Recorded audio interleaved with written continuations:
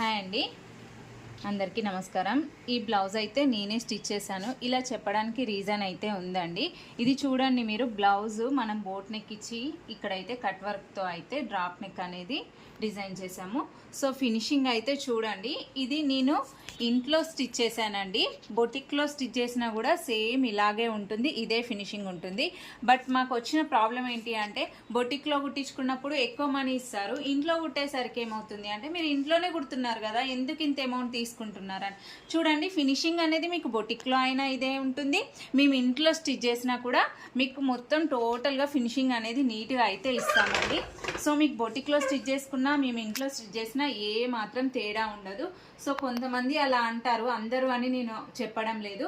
So మా కష్టానికి కూడా కొంచెం విలువ ఇవ్వండి. ఈ ఫినిషింగ్ చూడండి, దీనికి తగ్గట్టు ప్రైస్ ఇవ్వండి. Thank you.